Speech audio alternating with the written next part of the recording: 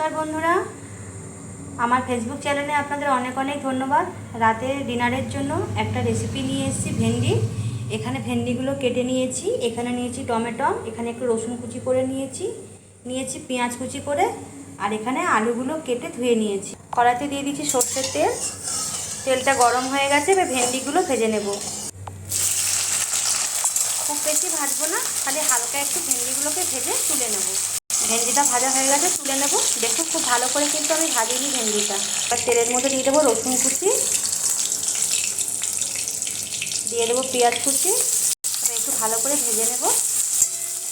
একটুখানি ভেজে নেওয়ার পরে এখানে কুচি করে রাখা টমেটোগুলো দিয়ে দেবো, দিয়ে এর মধ্যে নুন দিয়ে দেবো। এবার আবার ভেজে নেব। এবারে এর মধ্যে আলু দিয়ে দেবো। এবারে আলু, পেঁয়াজ, টমেটো খুব ভালো করে ভেজে নেব। আলুটা ভেজে নিয়েছি, এবারে এর মধ্যে ভেন্ডিগুলোকেও দিয়ে দেবো।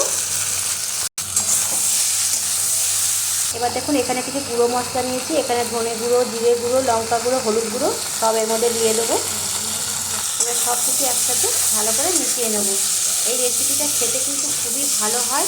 এই ভেন্ডির রেসিপিটা, এটা রুটির সাথে খুবই ভালো লাগে খেতে। একবার দেখতে পারেন।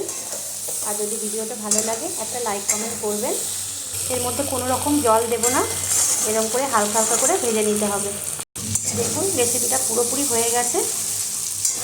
দেখুন কত সুন্দর দেখতে লাগছে। এর মধ্যে একটুখানি ধনে পাতা দিয়ে দেবো। সব কিছু একসাথে মিশিয়ে নিলে ব্যাস রেডি। এখানে আটা মেখে নিয়েছি, রুটিটা করে পুরোপুরিভাবে রেডি। দেখুন নামিয়ে নিয়েছি। ভিডিওটা ভালো লাগলে একটা লাইক কমেন্ট করবেন, আর ভিডিওটা একটা শেয়ার করে দেবেন।